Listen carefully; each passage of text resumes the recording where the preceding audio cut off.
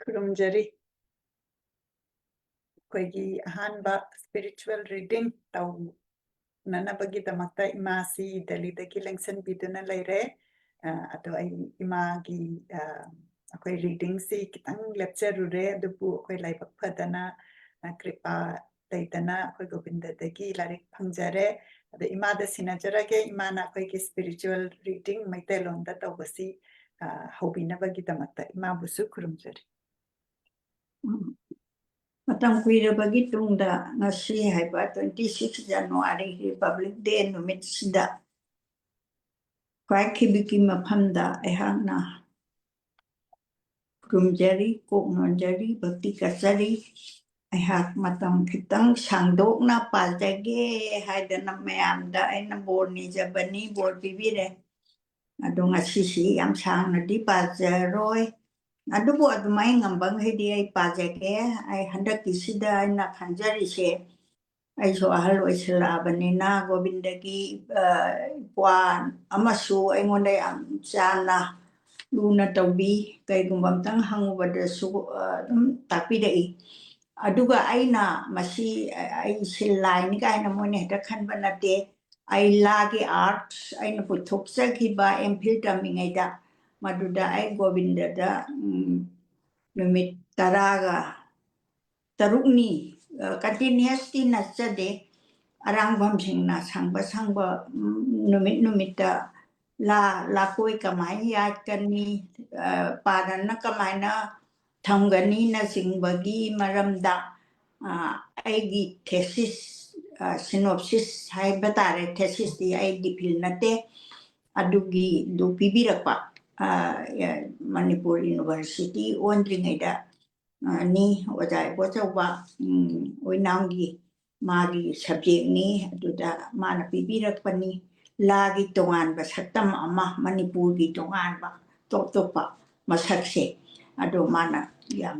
ꯁꯨꯒꯥꯏꯅ ꯇꯥꯛꯄꯤꯔꯛꯇꯅ ꯑꯩ ꯁꯤꯅꯣꯞꯁꯤꯁ ꯃꯆꯥ ꯑꯃ ꯊꯝꯖꯔꯝꯃꯤ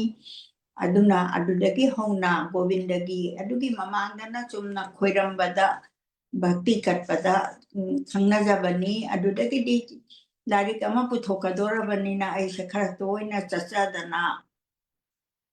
ꯃꯣꯏꯅꯁꯨ ꯐꯖꯅ ꯒꯣꯕꯤꯟꯗꯃꯛꯅ ꯏꯟꯁꯤꯟꯕꯗꯧꯅ ꯇꯥꯛꯄꯤꯗꯅ ꯈꯣꯠꯄꯤꯗꯅ ꯑꯩ ꯁꯤꯅꯣꯞꯁꯤꯁ ꯑꯃꯗꯤ ꯑꯗꯨꯝ ꯑꯩ ꯄꯨꯊꯣꯛꯆꯈ꯭ꯔꯦ ꯑꯗꯨꯗꯒꯤ ꯁꯨꯝ ꯈꯪꯅꯖꯔꯛꯄꯗꯨꯅ ꯁꯨꯝ ꯒꯣꯕꯤꯟꯗꯗꯤ ꯑꯩꯈꯣꯏꯅ ꯊꯥꯗꯣꯛꯅꯕ ꯌꯥꯗꯕꯅꯤꯅ ꯂꯪꯐꯩ ꯆꯠꯂꯦ ꯆꯠꯂꯝꯗꯥꯏꯗ ꯑꯃꯨꯛ ꯈꯣꯏꯔꯝꯖꯕ ꯊꯣꯔꯛꯄꯗ ꯑꯃꯨꯛ ꯚꯛꯇꯤ ꯀꯠꯆꯕ ꯁꯨꯃꯥꯏꯅ ꯇꯧꯕ ꯑꯗꯨꯅ ꯍꯟꯗꯛꯇꯤ ꯁꯨꯝ ꯄꯥꯕꯁꯦ ꯆꯠꯊꯔꯛꯄꯁꯤꯗ ꯑꯩꯅ ꯒꯣꯕꯤꯟꯗꯒꯤ ꯃꯔꯝꯁꯤꯗ ꯏꯁꯣꯔꯒꯤ ꯃꯔꯝꯁꯤꯗ ꯑꯩꯈꯣꯏꯁꯤ ꯆꯪꯕꯅ ꯐꯔ ꯃꯥꯜꯂꯦ ꯍꯥꯏꯅ ꯍꯥꯏꯕꯗꯤ ꯑꯩ ꯍꯥꯟꯅꯒꯤꯗꯨ ꯏꯁꯣꯔ ꯊꯥꯗꯣꯛꯄ ꯅꯠꯆꯗꯦ ꯏꯁꯣꯔꯒꯤꯗꯤ ꯌꯥꯎꯕ ꯑꯗꯨꯃꯛꯄꯨ ꯑꯩꯈꯣꯏꯒꯤ ꯂꯥꯏꯅꯤꯡ ꯄꯔꯩ ꯑꯃꯈꯛ ꯄꯥꯝꯃꯛꯄꯗꯒꯤ ꯑꯩꯅ ꯍꯪꯒꯠꯆꯔꯨꯕ ꯃꯇꯝꯗ ꯒꯣꯕꯤꯟꯗꯒꯤ ꯃꯔꯝꯗ ꯈꯣꯏꯔꯝꯃꯤꯕ ꯏꯆꯥ ꯏꯁꯨ ꯃꯌꯥꯝ ꯑꯍꯜ ꯂꯃꯟ ꯂꯥꯏ ꯒꯨꯔꯨꯁꯤꯡꯗꯤ ꯈꯪꯕꯤꯔꯝꯒꯅꯤ ꯏꯆꯥ ꯏꯁꯨꯁꯤꯡꯁꯤꯅ ꯒꯣꯕꯤꯟꯗꯒꯤ ꯃꯔꯝꯗ ꯀꯥ ꯍꯦꯟꯅ ꯈꯪꯒꯗꯕ ꯃꯥꯟꯗꯕ ꯑꯗꯨꯅ ꯑꯩꯁꯨ ꯈꯪꯗꯕ ꯑꯗꯨꯅ ꯈꯪꯗꯕ ꯑꯩꯁꯨ ꯈꯪꯖꯍꯧꯔꯒꯦ ꯃꯌꯥꯝꯁꯨ ꯈꯤꯇꯪ ꯏꯁꯣꯔꯒꯤ ꯙꯥꯝꯗ ꯆꯠꯄ ꯍꯥꯏꯕꯁꯦ ꯐꯩ ꯀꯥꯏꯅ ꯈꯟꯖꯔꯒ ꯒꯣꯕꯤꯟꯗꯅ ꯄꯤꯕꯤꯔꯛꯇꯅ ꯑꯩ ꯂꯥꯏꯔꯤꯛ 3 ꯐꯪꯖꯔꯦ ꯂꯥꯏꯔꯤꯛꯁꯤ ꯀꯔꯤꯅꯣꯅ ꯍꯥꯏꯕꯕꯨ ꯃꯍꯥꯔꯥꯖ ꯚꯩꯒ꯭ꯌꯆꯟꯗ꯭ꯔꯅ ꯇꯦꯈꯥꯎꯗ ꯁꯥꯃꯨ ꯐꯥꯕ ꯑꯁꯦꯡꯕ ꯊꯕꯛꯅꯤ ꯑꯩꯈꯣꯏꯒꯤ ꯁꯥꯖꯜꯂꯒ ꯏꯕ ꯅꯠꯇꯦ ꯁꯦꯡꯅ ꯊꯣꯛꯈꯤꯕꯁꯤꯡꯁꯦ ꯑꯗꯨꯗ ꯍꯟꯗꯛꯁꯤ ꯊꯥꯡꯖꯝ ꯗꯁꯔꯠ ꯀꯧꯕ ꯑꯩꯈꯣꯏꯒꯤ ꯏꯆꯤꯟ ꯏꯄ꯭ꯋꯥꯒꯨꯝꯕ ꯑꯣꯏꯔꯝꯒꯗ꯭ꯔꯥ ꯍꯥꯏꯅ ꯑꯩ ꯈꯟꯖꯩ ꯗꯁꯔꯠꯁꯤ ꯑꯗꯨꯅ ꯃꯥꯅ ꯏꯕꯤꯗꯅ ꯑꯩ ꯃꯁꯛꯇꯤ ꯌꯥꯝ ꯈꯪꯅꯅꯤꯡꯕꯅꯤ ꯑꯗꯨꯕꯨ ꯑꯩꯒꯤ ꯃꯇꯝ ꯂꯩꯈꯤꯗꯕ ꯑꯩ ꯈꯤꯇꯪ ꯍꯛꯆꯥꯡ ꯉꯝꯃꯨꯗꯕꯅ ꯃꯔꯝ ꯑꯣꯏꯗꯅ ꯊꯤꯒꯠꯂꯒ ꯈꯪꯅꯖꯕꯗꯤ ꯉꯝꯖꯈꯤꯗ꯭ꯔꯦ ꯑꯗꯨꯕꯨ ꯀꯣꯅꯨꯡꯗꯒꯤꯗꯤ ꯁꯨꯃꯥꯏꯅ ꯑꯩ ꯄꯥꯊꯣꯛꯆꯒꯦ ꯑꯃꯨꯛꯇꯗꯤꯅ ꯍꯥꯏꯕꯗ ꯇꯦꯈꯥꯎꯗ ꯁꯥꯃꯨ ꯐꯥꯕꯅꯦ Govinda ꯅꯤꯔꯨꯄꯣꯟꯅꯦ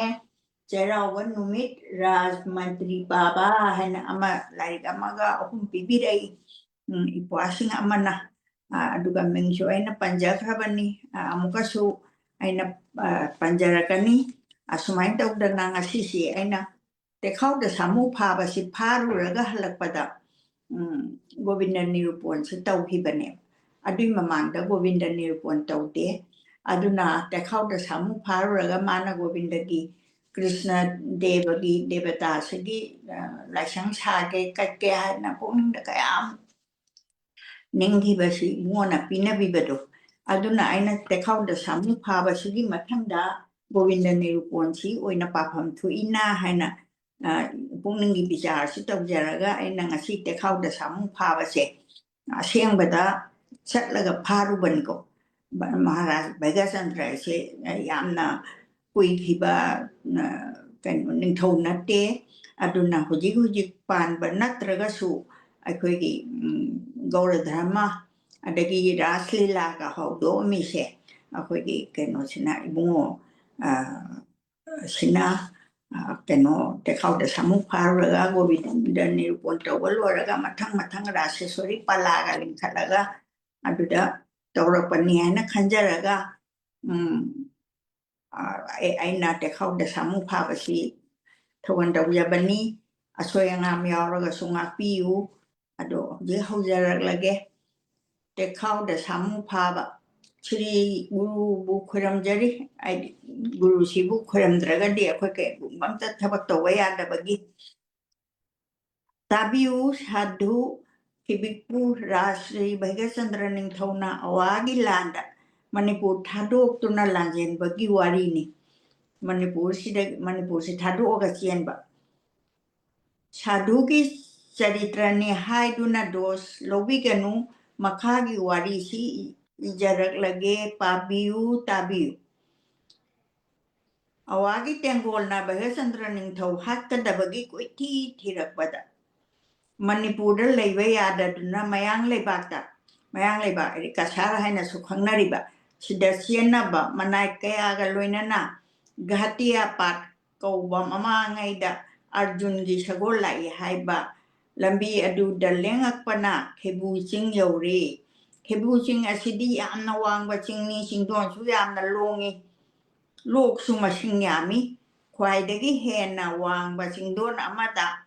Haipal lepal kaya na phajana hauri kung na haubana numit ki mangal sang de makhada di ikokoi longnung da ing laba loghina phajana sieli adudagi humlak panung situ di yamna su ingi angkur lehau agaru sandon kurau phajana hauri leisugi ugi lei apik pajati gi lei mayam si tharak pani kharam le suk nagesor haino ai nagesor se yamanam sibalai amakhang ni urei ni aduga haino aduga uthambal legi jat su na sali khoi mu sing namanam ta bada gunna haina ngangli singi lengang singduna chana machu mali yeng bada pungning huba singni yamna wangwa sing adugi mamangda yamna lukhraba lok amasu leiri yeng badaki kinaba lokni lok tugi lukumda nungso amana thindok tuna lei adugumba singdon aduda Bhagasandra ning thodo thunglare singdon aduda phamlaga awa pothari ning thona Manipur bu yeng laga khonjal thok na teng thari madi adu man bule yada na selakpado adu dani mana mapung ni nungsibado melu dagi senthara papi tana chang pum choli awa ba khang ba ngamdra duna han kap li hingna hairei he ma Manipur akhoi bu popi bi ma Manipur leho roko laibak thibana sadi bidesh ki wang malan kharage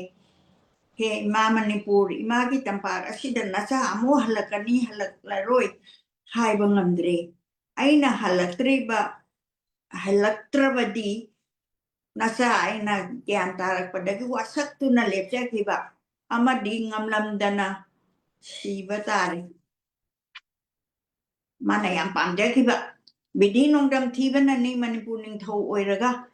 Sri Govinda gi moti nirupon taujaraga mandir amatang sajar duna lengsilaga ninti gi seba ꯑꯣꯏꯖꯒꯦ ꯑꯗꯨꯒ ꯔꯥꯖꯁꯤꯡꯍꯥꯁꯟ ꯅꯕꯁꯟꯗ ꯏꯕꯨꯡꯉꯣꯗ ꯁꯇ꯭ꯔꯅꯟꯗꯟ ꯏꯕꯨꯡꯉꯣꯗ ꯀꯠꯊꯣꯛꯀꯦ ꯃꯤꯡꯅ ꯃꯅꯤꯄꯨꯔ ಶ್ರೀ ರಾಧಾ ಗೋವಿಂದ ಕೌಜಗೆ ꯏಬುꯡꯉೋಗಿ ꯅꯅꯥꯏ ꯑꯣꯏꯖꯗꯨꯅ ꯅꯤꯇꯤꯒꯤ ꯃꯟꯗꯤꯔ ꯇꯩꯖꯗꯨꯅ ꯄꯨꯟꯁꯤ ꯂꯦꯟꯖꯒꯦ ꯅꯤꯡꯖꯕꯕꯨ ꯅꯣꯡꯗꯝ ꯊꯤꯕ ꯕꯨꯙꯤꯅ ꯃꯥꯅ ꯇꯝꯂꯝꯗꯕ ꯇꯥꯔꯕꯔꯥ ꯍꯥꯏꯗꯨꯅ ꯑꯣꯟꯊꯣꯛꯅ ꯑꯋꯥꯕꯅꯤꯀꯣ ꯑꯩꯒꯤ ꯏꯔꯥꯏꯕꯛ ꯃꯊꯛꯉꯩꯗꯒꯤ ꯄꯥꯟꯈꯤꯕ ꯏꯕꯨꯙꯧ ꯄꯥꯈꯪꯕꯅꯆꯤꯡꯕ ꯅꯤꯡꯊꯧ ꯀꯌꯥꯗꯤ ꯃꯅꯤꯄꯨꯔꯗ ꯄꯣꯛꯂꯒ ꯃꯅꯤꯄꯨꯔꯗ ꯁꯤꯕꯅꯤ ꯂꯥꯏꯕꯛ ꯊꯤꯕ ꯚꯩꯒꯆꯟꯗ꯭ꯔ ꯑꯩꯍꯥꯛꯇꯤ ꯃꯤꯒꯤ ꯃꯤꯔꯩꯕꯥꯛꯇ ꯁꯤꯌꯨ ꯍꯥꯏꯅ ꯇꯝꯈ꯭ꯔꯕ ꯑꯣꯏꯔꯦ ꯑꯋꯥꯕꯅꯤ ꯍꯦ ꯅꯣꯡꯗꯝꯕ ꯑꯁꯤ ꯍꯥꯏꯔꯒ ꯆꯤꯡꯗꯣꯟꯗ ꯐꯝꯂꯒ ꯀꯞꯅ ꯀꯞꯅ ꯀꯔꯤ ꯍꯥꯏꯔꯛꯂꯦ ꯍꯥ ꯒꯣꯕꯤꯟꯗ ꯄ꯭ꯔꯥꯅꯅꯥꯊ ꯏꯕꯨꯡꯉꯣꯒꯤ ꯅꯤꯡꯖꯕꯗꯒꯤ ꯃꯃꯥ ꯄꯣꯛꯇꯕꯤꯅ ꯇꯥꯟꯊꯣꯛꯂꯕ ꯚꯛꯇ ꯙ꯭ꯔꯨꯕꯅ ꯎꯆꯥꯟꯄꯥꯠꯀꯤ ꯅꯤꯡꯊꯧ ꯈꯨꯕꯝꯕꯨ ꯐꯪꯖꯈꯤ ꯚꯩꯒꯆꯟꯗ꯭ꯔ ꯑꯩꯅ ꯚꯛꯇꯤ ꯂꯩꯇꯕꯅ ꯅꯤꯡꯕ ꯄꯨꯝꯅꯃꯛ ꯊꯨꯡꯗꯕꯅꯤ ꯑꯗꯨꯝꯅꯗꯤ ꯑꯣꯏꯔꯒ ꯑꯩ ꯑꯁꯤꯕꯨ ꯑꯁꯨꯝ ꯃꯥꯡꯈ꯭ꯔꯒꯗ꯭ꯔꯥ ꯁꯥꯈꯤ ꯑꯃꯇꯪꯗꯤ ꯌꯦꯡꯂꯒꯦ ꯅꯨꯡꯁꯧ ꯑꯁꯤꯗ ꯄꯥꯏꯔꯒ ꯈꯧꯁꯥꯒꯦ ꯈꯧꯁꯥꯒꯦ ꯃꯅꯤꯄꯨꯔ ꯅꯤꯡꯊꯧ ꯑꯣꯏꯔꯒ ꯚꯩꯒꯆꯟꯗ꯭ꯔꯒꯤ ꯁꯦꯕꯥ ꯇꯧꯈꯤꯗꯧꯕ ꯂꯩꯔꯕꯗꯤ ꯚꯩꯒꯆꯟꯗ꯭ꯔꯅ ꯁꯦꯕꯥ ꯇꯧꯒꯗꯕ ꯂꯩꯔꯕꯗꯤ ꯈꯧꯁꯥꯔꯣꯟ ꯁꯨꯅ ꯁꯥꯕ ꯉꯝꯍꯟꯕꯤꯌꯨ ꯁꯦꯕꯥ ꯉꯝꯂꯣꯏꯗꯧꯕ ꯂꯩꯔꯒꯗꯤ ꯂꯣꯛ ꯑꯁꯤꯗ ꯇꯥꯔꯒ ꯁꯦꯍꯜꯂꯨ ꯍꯦ ꯏꯙꯧ ꯄꯥꯈꯪꯕ ꯏꯕꯨꯡꯉꯣ ꯔꯥꯖꯚꯨꯠ ꯂꯩꯔꯒ ꯁꯤꯗ꯭ꯔꯁꯅꯨ ꯂꯩꯇ꯭ꯔꯒꯅ ꯁꯤꯔꯁꯅꯨ ꯊꯋꯥꯏ ꯄꯥꯝꯃꯨꯔꯔꯣꯏ ꯑꯁꯤ ꯍꯥꯏꯔꯗꯨꯅ ꯅꯤꯡꯊꯧꯅ ꯇꯥ ꯄꯥꯛꯄ ꯑꯃ ꯄꯥꯏꯔꯒ ꯉꯁꯥꯏ ꯅꯨꯡꯁꯧꯗꯣ ꯃꯊꯛꯇ ꯂꯦꯞꯈ꯭ꯔꯦ ꯒꯣꯕꯤꯟꯗ ꯈꯨꯔꯝꯂꯒ ꯈꯨꯗꯨꯞ ꯃꯔꯤ ꯋꯥꯡꯅ ꯆꯣꯡꯂꯒ ꯇꯥ ꯈꯧꯁꯥꯔꯛꯂꯦ ꯃꯗꯨ ꯎꯕꯗ प्रजाꯁꯤꯡꯅ ꯅꯤꯡꯊꯧꯕꯨ ꯍꯤꯡꯒꯅꯤ ꯅꯤꯡꯅꯈꯤꯗꯦ ꯒꯣꯕꯤꯟꯗꯒꯤ ꯊꯧꯖꯥꯜꯅ ꯈꯨꯅꯥꯝ ꯆꯥꯏꯗꯅ ꯈꯧꯁꯥꯕ ꯂꯣꯏꯔꯦ ꯑꯗꯨꯗ ꯅꯤꯡꯊꯧꯅ ꯈꯜꯂꯤ ꯏꯕꯨꯡꯉꯣ ꯊꯧꯖꯥꯜꯗꯤ ꯂꯩꯕ ꯌꯥꯏ ꯃꯌꯥꯝꯅꯁꯨ ꯍꯔꯥꯎꯅꯔꯦ ꯅꯣꯡꯉꯥꯟꯕꯒ ꯑꯃꯨꯛ ꯈꯧꯁꯥꯔꯛꯂꯦ ꯂꯝꯕꯤꯗ ꯍꯧꯈꯨꯟꯗ ꯆꯥꯅꯅꯕ ꯄꯣꯠ ꯅꯤꯔꯨꯕꯗ ꯄꯤꯔꯛꯇꯕꯗꯒꯤ ꯅꯤꯡꯊꯧꯅ ꯁꯥꯞ ꯇꯧꯏ ꯁꯥꯞ ꯑꯗꯨꯒꯤ ꯃꯍꯩꯅ ꯍꯧꯈꯨꯟ ꯑꯗꯣ ꯍꯧꯖꯤꯛ ꯐꯥꯎꯕ ꯄꯅꯥꯎ ꯁꯤꯡꯅꯥꯎ ꯇꯥꯗꯕ ꯆꯤꯡ ꯑꯃ ꯑꯣꯏꯅ ꯂꯩꯔꯤ ꯑꯃꯨꯛ ꯂꯥꯛꯄꯗ ꯍꯤꯔꯝꯕ ꯗꯦꯁ ꯌꯧꯔꯦ ꯃꯃꯥꯡꯉꯩꯗ ꯄꯥꯟꯗꯣꯞ ꯃꯉꯥꯅ ꯆꯥꯒꯤ ꯌꯨꯝ ꯃꯩ ꯆꯥꯛꯄꯗꯒꯤ ꯆꯦꯜꯂꯛꯂꯒ ꯂꯩꯔꯝꯕ ꯃꯐꯝꯗꯨꯅꯤ ꯃꯗꯨꯗ ꯑꯃꯨꯛ ꯊꯨꯡꯂꯔꯦ ꯃꯐꯝ ꯑꯗꯨꯗ ꯆꯟꯗ꯭ꯔꯕꯪꯁꯟꯅ ꯅꯤꯡꯊꯧ ꯑꯣꯏꯗꯨꯅ ꯄꯥꯜꯂꯤ ꯔꯥꯝꯆꯟꯗ꯭ꯔ ꯀꯧꯕ ꯑꯃꯅ ꯅꯤꯡꯊꯧ ꯑꯣꯏ ꯃꯍꯥꯔꯥꯅꯤꯗꯤ ꯒꯔꯤꯕ ꯅꯤꯋꯥꯜꯒꯤ ꯃꯆꯥ ꯏꯕꯦꯝꯃ ꯄ꯭ꯔꯚꯥꯕꯇꯤꯅ ꯔꯥꯅꯤ ꯑꯣꯏ ꯚꯩꯒꯆꯟꯗ꯭ꯔꯒꯤꯗꯤ ꯃꯅꯦꯅꯤ ꯑꯗꯨꯒꯨꯝꯕ ꯃꯥꯒꯤ ꯃꯥꯃꯒꯤ ꯀꯣꯅꯨꯡꯗ ꯚꯩꯒꯆꯟꯗ꯭ꯔ ꯅꯤꯡꯊꯧ ꯃꯥꯏꯊꯣꯡ ꯂꯥꯡꯁꯤꯟꯅ ꯃꯥꯒꯤ ꯄ꯭ꯔꯖꯥꯁꯤꯡꯒ ꯂꯣꯏꯅꯅ ꯆꯪꯂꯛꯏ ꯚꯩꯒꯆꯟꯗ꯭ꯔ ꯎꯕꯗ ꯔꯥꯝꯆꯟꯗ꯭ꯔꯅ ꯇꯔꯥꯝꯅ ꯕꯦꯚꯥꯔ ꯇꯧꯗꯨꯅ ꯀꯧꯁꯜꯂꯛꯏ ꯋꯥꯔꯤ ꯀꯌꯥ ꯁꯥꯟꯅꯔꯦ ꯅꯤꯡꯊꯧ ꯂꯩꯅꯅꯕ ꯁꯦꯝ ꯁꯥꯗꯨꯅ ꯅꯨꯡꯉꯥꯏꯅ ꯂꯩꯍꯟꯈ꯭ꯔꯦ ꯅꯤꯡꯊꯧꯒꯤ ꯂꯩꯅꯅꯕ ꯑꯃꯛ ꯁꯦꯝꯃꯤꯕ ꯂꯩꯍꯟꯈ꯭ꯔꯦ ꯅꯨꯃꯤꯠ ꯈꯔꯅꯤꯒꯤ ꯃꯇꯨꯡꯗ ꯚꯥꯅꯨꯃꯇꯤ ꯃꯍꯥꯔꯥꯅꯤꯒꯤ ꯃꯅꯥꯎ ꯚꯕꯥꯅꯟꯗꯒ ꯔꯥꯅꯤ ꯈꯔꯒ ꯊꯨꯡꯂꯔꯦ ꯃꯌꯥꯝ ꯑꯗꯨꯅ ꯚꯩꯒꯆꯟꯗ꯭ꯔ ꯅꯤꯡꯊꯧ ꯎꯕꯗ ꯀꯞꯇꯨꯅ ꯑꯋꯥꯒꯤ ꯃꯄꯥꯎ ꯀꯌꯥ ꯇꯝꯈꯤ ꯅꯤꯡꯊꯧꯅ ꯑꯁꯨꯝꯅ ꯍꯥꯏ ꯀꯞꯂꯒꯅꯨ ꯍꯦ ꯔꯥꯅꯤ ꯄ꯭ꯔꯖꯥ ꯄꯨꯝꯅꯃꯛ ꯈꯔꯗꯤ ꯋꯥꯎ ꯍꯥꯏꯅ ꯏꯁꯣꯔꯅ ꯇꯝꯈ꯭ꯔꯕꯅꯤ శ్రీ ꯒꯣꯕꯤꯟꯗꯒꯤ ꯅꯣꯡꯗꯝꯅꯤ ꯋꯥꯔꯒꯁꯨ ꯏꯁꯣꯔꯅ ꯄꯤꯔꯤꯅꯦꯅ ꯈꯟꯕꯗꯣ ꯅꯧꯔꯤꯕ ꯃꯙꯨꯆꯟꯗ꯭ꯔ ꯂꯥꯕꯅꯆꯟꯗ꯭ꯔ ꯑꯉꯥꯡ ꯑꯅꯤ ꯃꯅꯤꯄꯨꯔꯒꯤ ꯄ꯭ꯔꯖꯥ ꯀꯌꯥꯒ ꯂꯣꯏꯅꯅ ꯑꯋꯥꯅ ꯐꯥꯈ꯭ꯔꯦ ꯑꯩꯒꯤ ꯃꯔꯝꯒꯤ ꯄ꯭ꯔꯖꯥꯁꯨ ꯑꯋꯥꯕ ꯏꯄꯥꯛꯇ ꯇꯥꯔꯦ ꯍꯥ ꯒꯣꯕꯤꯟꯗ ꯏꯕꯨꯡꯉꯣ ꯑꯁꯨꯛ ꯑꯋꯥꯕ ꯑꯃ ꯑꯩꯉꯣꯟꯗ ꯄꯤꯔꯦ ꯊꯣꯛꯂꯤꯕ ꯊꯧꯗꯣꯛ ꯑꯁꯤ ꯀꯅꯥꯗ ꯋꯥꯔꯧꯔꯨꯔꯅꯤ ꯅꯍꯥꯟꯃꯨꯛꯀꯤ ꯃꯄꯣꯛꯇ ꯑꯩꯅ ꯇꯧꯖꯈꯤꯕ ꯀꯔꯃꯒꯤ ꯃꯍꯩꯗꯣ ꯍꯧꯖꯤꯛ ꯑꯩꯅ ꯆꯥꯔꯕꯅꯤ ꯑꯩ ꯈꯪꯂꯦ ꯅꯤꯡꯊꯧꯅ ꯑꯃꯨꯛꯀꯁꯨ ꯄ꯭ꯔꯖꯥꯕꯨ ꯊꯦꯝꯖꯤꯜꯂꯤ ꯂꯥꯏꯅ ꯇꯝꯕ ꯃꯇꯨꯡ ꯏꯟꯅ ꯑꯩꯈꯣꯏꯅ ꯇꯧꯕ ꯇꯥꯕꯅꯤ ꯅꯤꯡꯊꯧ ꯑꯃꯨꯛ ꯈꯜꯂꯨꯔꯒ ꯃꯤꯠꯇꯒꯤ ꯄꯤ ꯇꯥꯅ ꯍꯥꯏꯔꯛꯏ ꯑꯋꯥꯕꯅꯤ ꯑꯋꯥꯕꯅꯤ ꯀꯔꯤꯅꯣ ꯑꯩꯅ ꯋꯥꯔꯤꯕꯁꯦ ꯃꯇꯝ ꯑꯗꯨꯗ ꯚꯥꯅꯨꯃꯇꯤ ꯔꯥꯅꯤꯒ ꯅꯤꯡꯊꯧꯒꯅ ꯍꯪꯒꯠꯂꯛꯏ ꯇꯥꯕꯤꯌꯨ ꯃꯍꯥꯔꯥꯖꯥ ꯍꯧꯖꯤꯛ ꯑꯁꯦ ꯃꯄꯨꯛ ꯐꯠꯇ꯭ꯔꯕ ꯈꯦꯂꯩ ꯅꯨꯡꯗꯥꯡ ꯇꯤꯜꯍꯩꯕꯅ ꯃꯅꯤꯄꯨꯔ ꯑꯃꯗꯤ ꯃꯣꯏꯔꯥꯡ ꯑꯅꯤ ꯇꯨꯅ ꯅꯤꯡꯊꯧ ꯑꯣꯏꯈ꯭ꯔꯦ ꯗꯨꯂꯞ ꯁꯥꯏ ꯔꯥꯝꯅꯆꯤꯡꯕꯁꯨ ꯑꯋꯥꯅ ꯍꯥꯠꯍꯧꯔꯦ ꯈꯜꯂꯨꯕꯗ ꯍꯧꯖꯤꯛꯁꯦ ꯍꯤꯡꯕꯒꯤ ꯀꯥꯟꯅꯗ꯭ꯔꯦ ꯃꯍꯥꯔꯥꯖ ꯁꯤꯕꯅ ꯍꯦꯟꯅ ꯐꯔꯕꯅꯤ ꯃꯁꯤ ꯍꯥꯏꯗꯨꯅ ꯃꯍꯥꯔꯥꯅꯤ ꯀꯌꯥꯅ ꯃꯆꯥ ꯑꯅꯤꯕꯨ ꯀꯧꯔꯗꯨꯅ ꯀꯞꯂꯔꯦ ꯂꯥꯕꯅꯆꯟꯗ꯭ꯔ ꯍꯥ ꯃꯙꯨꯆꯟꯗ꯭ꯔ ꯏꯃꯥꯕꯨ ꯍꯨꯟꯗꯣꯛꯇꯨꯅ ꯅꯈꯣꯏ ꯑꯅꯤꯅ ꯑꯋꯥ ꯂꯩꯕꯥꯛꯇ ꯆꯠꯈ꯭ꯔꯦ ꯅꯈꯣꯏ ꯑꯅꯤꯕꯨ ꯍꯤꯡꯂꯝꯈꯤꯒꯗꯔꯥ ꯁꯤꯔꯝꯃꯒꯗꯔꯥ ꯄꯥꯎ ꯏ ꯇꯥꯗ꯭ꯔꯦꯗꯀꯣ ꯅꯤꯡꯊꯧ ꯑꯍꯤꯡ ꯅꯨꯡꯊꯤꯜ ꯅꯨꯃꯤꯠ ꯊꯥꯕꯒꯨꯝ ꯌꯦꯡꯖꯕꯅꯤ ꯍꯦ ꯕꯤꯗꯤ ꯑꯣꯟꯊꯣꯛꯅ ꯋꯥꯅ ꯇꯝꯃꯝꯃꯤꯗꯀꯣ ꯃꯤꯠꯇꯒꯤ ꯄꯤ ꯀꯪꯗꯅ ꯂꯩꯃꯥꯏꯗ ꯑꯣꯟꯅ ꯊꯣꯏꯅ ꯇꯦꯡꯊꯥꯗꯨꯅ ꯀꯞꯂꯤ ꯕꯒꯆꯟꯗ꯭ꯔ ꯅꯤꯡꯊꯧꯅ ꯃꯅꯤꯡ ꯊꯨꯡꯅ ꯀꯞꯍꯜꯂꯕ ꯇꯨꯡꯗ ꯔꯥꯅꯤꯕꯨ ꯈꯥꯝꯖꯤꯜꯂꯦ ꯍꯦ ꯔꯥꯅꯤ ꯀꯞꯂꯒꯅꯨ ಶ್ರೀ ಗೋವಿಂದನ ꯁꯥꯟꯅꯔꯤꯕ ꯂꯤꯂꯥ ꯉꯥꯛꯇꯅꯤ ꯁꯤ ꯍꯥꯏꯔꯝꯂꯒ ꯅꯤꯡꯊꯧꯅ ꯂꯨꯛꯇꯨꯅ ꯋꯥꯈꯜ ꯇꯧꯔꯛꯏ ꯔꯥꯅꯤꯒꯤ ꯑꯋꯥꯕ ꯃꯅꯤꯄꯨꯔꯒꯤ ꯄ꯭ꯔꯖꯥꯅ ꯀꯔꯝꯅ ꯂꯩꯒꯕ ꯈꯜꯂꯨꯕꯗ ꯋꯥꯗꯕ ꯉꯝꯈꯤꯗꯦ ꯑꯁꯨꯝꯅ ꯂꯩꯔꯛꯄꯅ ꯅꯨꯃꯤꯠ ꯀꯌꯥꯅꯤ ꯍꯧꯈꯔꯦ ꯏꯁꯣꯔꯒꯤ ꯅꯣꯡꯗꯝꯅ ꯂꯩꯕꯥꯛ ꯑꯁꯦ ꯆꯥꯛ ꯇꯥꯡꯕ ꯍꯥꯏꯕꯗꯨ ꯑꯣꯏꯔꯦ ꯂꯩꯕꯥꯛꯀꯤ ꯑꯋꯥꯕꯗꯨ ꯎꯕꯗ ꯅꯣꯡꯃꯗꯤ ꯚꯒꯆꯟꯗ꯭ꯔꯅ ꯃꯥꯒꯤ ꯂꯣꯏꯅꯕꯁꯤꯡ ꯋꯥ ꯇꯥꯅꯔꯛꯂꯦ ꯂꯩꯕꯥꯛ ꯑꯁꯤꯗ ꯂꯩꯕꯁꯦ ꯆꯥꯛ ꯇꯥꯡꯕ ꯅꯨꯃꯤꯠ ꯈꯨꯗꯤꯡꯒꯤ ꯃꯤ ꯈꯨꯗꯤꯡꯃꯛ ꯆꯔꯥ ꯍꯦꯜꯂꯦ ꯑꯗꯨꯅ ꯃꯁꯤꯗ ꯂꯩꯕꯁꯤ ꯏꯀꯥꯏꯔꯦ ꯀꯔꯤ ꯇꯧꯁꯤꯒꯦ ꯈꯟꯅꯧ ꯑꯩꯅ ꯇꯥꯕꯗ ꯑꯁꯥꯝꯒꯤ ꯇꯦꯛꯍꯥꯎ ꯂꯩꯕꯥꯛꯇꯗꯤ ꯆꯥꯛ ꯍꯣꯡꯉꯤ ꯍꯥꯏꯅ ꯇꯥꯏ ꯑꯁꯥꯝꯒꯤ ꯇꯦꯛꯍꯥꯎ ꯂꯩꯕꯥꯛꯇ ꯑꯗꯨꯒ ꯁꯔꯒꯗꯦꯕ ꯅꯤꯡꯊꯧꯁꯨ ꯑꯩꯒꯤ ꯃꯔꯨꯞꯅꯤ ꯃꯗꯨꯗ ꯂꯩꯔꯨꯕꯅ ꯁꯦꯠꯄ ꯆꯥꯕ ꯅꯤꯡꯕ ꯊꯨꯡꯒꯅꯤ ꯍꯥꯏꯅ ꯈꯜꯂꯦ ꯅꯤꯡꯊꯧꯒꯤ ꯋꯥꯁꯤ ꯇꯥꯕꯗ ప్రజꯥꯁꯤꯡꯅ ꯍꯪꯒꯠꯂꯤ ꯍꯦ ꯃꯍꯥꯔꯥꯖ ꯏꯕꯨꯡꯉꯣ ꯁꯅꯥ ꯄꯨꯡꯅꯤꯡ ꯑꯄꯥꯝꯕꯗꯨ ꯇꯧꯕꯤꯌꯨ ꯃꯍꯥꯔꯥꯖꯅ ꯐꯔꯦ ꯍꯥꯏꯕꯗꯨ ꯑꯩꯈꯣꯏꯒꯤꯁꯨ ꯑꯐꯕꯅꯤ ꯃꯗꯨ ꯇꯥꯕꯗ ꯅꯤꯡꯊꯧꯅ ꯍꯥꯏꯔꯦ ꯑꯁꯥꯝ ꯗꯦꯁꯇ ꯆꯠꯂꯁꯤ ꯃꯗꯨꯗ ꯆꯠꯂꯒ ꯒ꯭ꯌꯥꯟ ꯇꯥꯅ ꯃꯇꯝ ꯈꯔ ꯂꯦꯜꯂꯨꯔꯁꯤ ꯅꯣꯡꯉꯥꯟꯕ ꯅꯨꯃꯤꯠꯇ ꯔꯥꯝꯆꯟꯗ꯭ꯔ ꯅꯤꯡꯊꯧꯗ ꯍꯥꯏꯔꯛꯏ ꯍꯦ ꯃꯥꯃꯥ ꯃꯍꯥꯔꯥꯖꯒꯤꯗ ꯂꯩꯔꯛꯄꯁꯤ ꯀꯨꯏꯔꯛꯂꯦ ꯑꯗꯨꯒꯤꯁꯨ ꯃꯊꯛꯇ ꯂꯥꯏꯒꯤ ꯅꯣꯡꯗꯝꯕꯅ ꯆꯥꯛ ꯇꯥꯡꯕ ꯊꯣꯛꯂꯦ ꯑꯗꯨꯕꯨ ꯃꯇꯝ ꯈꯔꯗꯪ ꯇꯦꯛꯍꯥꯎ ꯂꯩꯕꯥꯛꯇ ꯂꯩꯔꯨꯔꯒꯦ ꯋꯥꯗꯨ ꯇꯥꯕꯗ ꯔꯥꯝꯆꯟꯗ꯭ꯔꯅ ꯍꯥꯏ ꯚꯒꯆꯟꯗ꯭ꯔ ꯅꯤꯡꯊꯧ ꯑꯩꯒꯤꯗ ꯂꯩꯕꯗ ꯀꯔꯤꯃꯇ ꯆꯤꯡꯅꯒꯅꯨ ꯑꯩꯁꯦ ꯅꯪꯒꯤ ꯃꯥꯃꯅꯤ ꯑꯩꯅ ꯆꯥꯔꯤ ꯃꯈꯩ ꯅꯍꯥꯛꯁꯨ ꯆꯥꯒꯅꯤ ꯀꯔꯤꯒꯤ ꯆꯔꯥ ꯍꯦꯜꯂꯣꯏ ꯍꯧꯖꯤꯛꯇꯤ ꯁꯔꯠ ꯔꯤꯇꯨ ꯑꯣꯏꯔꯛꯂꯦ ꯐꯧꯁꯨ ꯃꯨꯜꯂꯛꯂꯦ ꯑꯋꯥꯕ ꯀꯣꯛꯂꯛꯑꯒꯅꯤ ꯃꯗꯨ ꯇꯥꯕꯗ ꯚꯒꯆꯟꯗ꯭ꯔꯅ ꯍꯥꯏ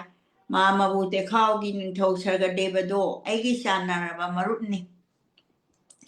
ꯑꯗꯨꯅ ꯅꯃꯥꯛꯁꯦ ꯇꯦꯛꯍꯥꯎ ꯌꯧꯅꯤꯡꯂꯦ ꯃꯥꯃꯒꯤ ꯂꯩꯕꯥꯛꯁꯦ ꯅꯃꯥꯛꯃꯛꯀꯤꯅꯤ ꯅꯤꯡꯖꯩ ꯑꯗꯨꯅꯅꯤ ꯅꯃꯥꯛꯅ ꯆꯤꯡꯅꯕ ꯂꯩꯇꯅ ꯂꯩꯖꯕꯅꯤ ꯑꯗꯨꯕꯨ ꯁꯔꯒꯗꯦꯕꯅꯁꯨ ꯎꯅꯅꯤꯡꯉꯤ ꯋꯥꯗꯨ ꯇꯥꯕꯗ ꯔꯥꯝꯅ ꯍꯥꯏꯔꯛꯏ ꯑꯩ ꯅꯤꯡꯊꯧꯅ ꯑꯄꯥꯝꯕꯗꯨ ꯇꯧꯈ꯭ꯔꯣ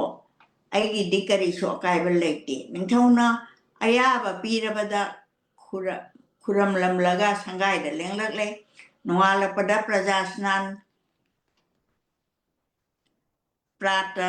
ꯁ꯭ꯅꯥꯟ ꯂꯣꯏꯔꯦ ꯄ꯭ꯔꯁꯥꯗꯤ ꯂꯧꯔꯦ ꯃꯅꯥꯏ ꯃꯁꯜ ꯄꯨꯔꯒ ꯖꯇ꯭ꯔꯥ ꯇꯧꯔꯛꯂꯦ ꯅꯨꯃꯤꯠ ꯀꯌꯥꯅꯤ ꯂꯥꯛꯇꯨꯅ ꯇꯦꯛꯍꯥꯎꯒꯤ ꯀꯣꯅꯨꯡ ꯌꯧꯔꯕꯗ ꯃꯅꯥꯏ ꯑꯃ ꯊꯥꯔꯒ ꯄꯥꯎ ꯄꯤꯔꯨꯔꯦ ꯁꯔꯒꯗꯦꯕ ꯅꯤꯡꯊꯧ ꯄꯥꯎ ꯐꯪꯈ꯭ꯔꯦ ꯃꯟꯇ꯭ꯔꯤ ꯔꯇꯟ ꯌꯦꯡꯗꯨꯅ ꯌꯥꯊꯪ ꯄꯤꯔꯦ ꯏꯁꯥꯏꯅ ꯃꯅꯤꯄꯨꯔꯒꯤ ꯅꯤꯡꯊꯧ ꯚꯒꯆꯟꯗ꯭ꯔꯁꯦ ꯑꯩꯒ ꯂꯨꯅ ꯇꯤꯟꯅꯕ ꯃꯔꯨꯞꯅꯤ ꯑꯊꯦꯟꯄꯣꯠ ꯂꯥꯡꯉꯨ ꯑꯩꯈꯣꯏ ꯃꯌꯥꯝ ꯊꯣꯛꯇꯨꯅ ꯑꯣꯛꯂꯨꯔꯁꯤ ꯑꯆꯥ ꯑꯊꯛꯅꯆꯤꯡꯕ ꯑꯩꯈꯣꯏꯒꯤ ꯗꯦꯁꯀꯤ ꯍꯧꯅꯕꯤ ꯇꯧꯒꯗꯕꯅꯤ ꯅꯤꯡꯊꯧꯒꯤ ꯌꯥꯇꯪ ꯐꯪꯂꯕꯗ ꯄ꯭ꯔꯖꯥ ꯃꯌꯥꯝꯅ ꯁꯟꯗꯦꯁ ꯀꯌꯥꯃꯔꯨꯝ ꯂꯥꯡꯗꯨꯅ ꯅꯤꯡꯊꯧ ꯃꯟꯇ꯭ꯔꯤ ꯄ꯭ꯔꯖꯥ ꯂꯣꯏꯅꯅ ꯃꯪꯒꯜ ꯇꯧꯗꯨꯅ ꯚꯒꯆꯟꯗ꯭ꯔꯕꯨ ꯑꯣꯛꯂꯔꯦ ꯅꯤꯡꯊꯧ ꯑꯅꯤ ꯎꯅꯔꯦ ꯀꯨꯏꯅ ꯎꯅꯗ꯭ꯔꯕ ꯃꯇꯨꯡꯗ ꯎꯅꯔꯤꯕꯁꯤ ꯌꯥꯝꯅꯗꯤ ꯅꯨꯡꯉꯥꯏꯅꯔꯦ ꯌꯥꯝꯅ ꯅꯨꯡꯁꯤꯅꯕꯒꯤ ꯄ꯭ꯔꯦꯝꯗ ꯀꯣꯟꯅ ꯄꯥꯏꯅꯩ ꯍꯔꯥꯎ ꯅꯨꯡꯉꯥꯏꯅꯩ ꯀꯣꯟꯅꯕ ꯄꯥꯏꯅꯕ ꯇꯧꯏ ꯍꯔꯥꯎ ꯅꯨꯡꯉꯥꯏꯅꯩ ꯑꯗꯨꯒꯤ ꯇꯨꯡꯗ ꯇꯦꯈꯥꯎ ꯅꯤꯡꯊꯧ ꯁꯔꯒꯗꯦꯕꯅ ꯃꯨꯟꯅ ꯌꯦꯡꯂꯒ ꯍꯥꯏꯔꯛꯏ ꯍꯦ ꯃꯔꯨꯞ ꯚꯩꯒꯆꯟꯗ꯭ꯔ ꯅꯍꯥꯛꯀꯤ ꯃꯥꯏꯊꯣꯡꯗꯤ ꯊꯥꯒꯨꯝꯅ ꯅꯤꯡꯊꯤꯖꯕꯅꯤ ꯑꯗꯨꯛ ꯐꯖꯕ ꯅꯍꯥꯛꯅ ꯃꯨꯁꯨꯛ ꯃꯨꯅ ꯀꯥꯍꯜꯂꯤꯕ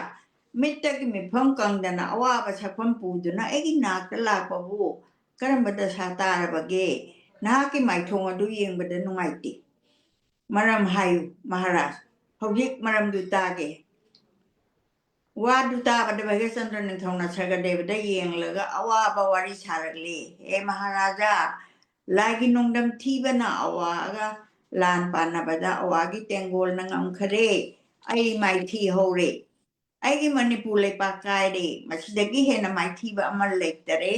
ꯍꯦ ꯅꯤꯡꯊꯧ ꯑꯋꯥꯕ ꯑꯃꯅ ꯑꯩꯅ ꯄꯣꯛꯆꯕ ꯏꯆꯥꯅꯤ ꯂꯥꯕꯅꯆꯟꯗ꯭ꯔ ꯃꯙꯨꯆꯟꯗ꯭ꯔ ꯑꯉꯥꯡ ꯑꯅꯤꯗꯣ ꯑꯋꯥꯒꯤ ꯇꯦꯡꯒꯣꯜꯒꯤ ꯂꯥꯃꯤꯅ ꯐꯥꯔꯒ ꯑꯋꯥ ꯂꯩꯄꯥꯛꯇ ꯄꯨꯈ꯭ꯔꯦ ꯃꯅꯤꯄꯨꯔ प्रजा कया सिंहदा मांदा मागी जीव हिन्ननबा लोनखरे अैदी लेखफम लोटफम खंद्रदुना महाराजगी नाक्ता लाकपनी मरुक्की मनाक असिदा लैरगा अवाबसि खर कोक्कद्र खंदुना लाकपनी हे दिक्का तोनख्रेदको अैगी मपोक्से अैना ईश्वरदा कयामुक यामना लाइख्रबा महाराज अैना लोइना खंगले नहामुकी मपोक्ता अैना तौखिबा कर्मगी महैदो हौजिक फंगलरिबनी हे मरुब अैना लागलिबसे नहाकी नरैपाक असिदा मतम खरदंग लेनगे ngamlagana wa tantholaga manipurda lege ngamdragana thawai मांखरसनु करीबु बामुरु दिबनो मसी हायरगा निंथौना हिकना कबले भैगचंद्र की थमोय सोपो वा ताबदा सरगदेव निंथौना यामना व्यवहारगा लोइना खामदिली हे महाराज भैगचंद्र निंथौ अवाबा वाखलदु हौजिकति खल्लुरनु मियोय पोक्से मतंगी मतुंग इनबनी जोय ओइबसु माइथीबसु मतम खरा वाव हाइना तंबननी सुम वादुना लैररोय यो हाइबा मतम अमुक मणिपुरगी निंथौ ओइरखिनी वारिङै मतमसिदा अैगिदि नुवाइना लैमिनसी मसी हाइदुना कोनुंगदा पुसले अहानबा संगाय अमा सारगा निंथौबु लैहले भैगचंद्र निंथौदी अगांग ओइरिङैदगी मसाना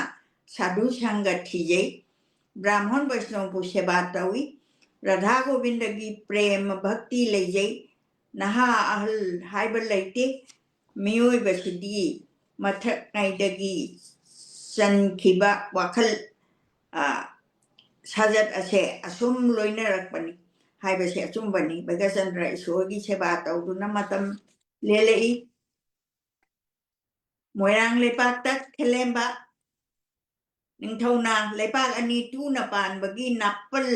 नाकनाबुसु उखिद्रे असुमना लेरकपना चही कया हौख्रबा मतुंगदा नोंमदी दरबार मयाइदा अदुङै अवा लेपाकता लान नेकपा थारुबा हेमनाइबा सेलुंबा येंगदुना हाइरई हे सेलुंबा भैगचंद्रगी पाउताबला मबुक फतबनी हिरंबगी लेपाकता चेंदुना लैरुरे धर्म लैतबनीना मरेबाग मांगले चाक तांगबना तांथो खरे हाइनै गति लैतदुना तेखाउ निंथौ सरगदेवदा चंगेदुना लैरे हाइबा तारे अैगी तौबा ngambagунसे हानना खंगदबनी खेलै नुनांग अैगी मांगदबु मागुंबना करी तौबा ngamgani माबु हेनबा मी नापल हेनबनी हाइना नापल तौरबदी महाक्ता मांगजबनी नुमितकी ममांगदबु लामै थानबिना कया यामना nganba ngamjagani तुरेलना चाउदुनासु समुद्रगा पाबा याबरो लामैगी ममांगदा चरांगना करी तौगनी नोंलै नुंसिकी ममांगदा तेरामा फोलना करी तौगनी लैसौ बुंगना नितिगी सौजदुनासु सनाजिंगा पाबा याबरो सरेंगी ममांगदा खजिंगना कैदौनी नोंसागी ममांगदा उचीना चोलोम तौरुबदी थवाई मांगबदगी हेनबा करी फंगनी असुमना भैगचंद्रना माबु माबु हेनबा आइबु खंगदबदगी हौजिक्ति करी थोले हौजिक्ति आइबु माना खंगदरीनी मागी मंगक मर मागी मांगु हाइबा जुक्तु यौरक्तुना मबुधी मांखिबनी असुमना सभा मयाम ममांगदा खेलेम्बना आई मंगाइदे हाइना नापल तौदुना ngang खेलेम्बना नुपा तरा कौशली नखोई तरा ते खावले बात चतबा याद्रे असि हायगा चिठी मा इदे अदुगा पीरे चिठी अदुदि सरगदेबा निंथौदा कलु लंबी की चाना थकनबा भंडार दगी पुखो भंडार दि मोइ चानबगी कनो मफम अचौबा लीदना थंबा मोरांग निंथौगी उपाय तौ हाइना चिन्नसु हायु निंथौदा खुरमलगा कलु चरण खुरमलगा चिठी पुरगा सटके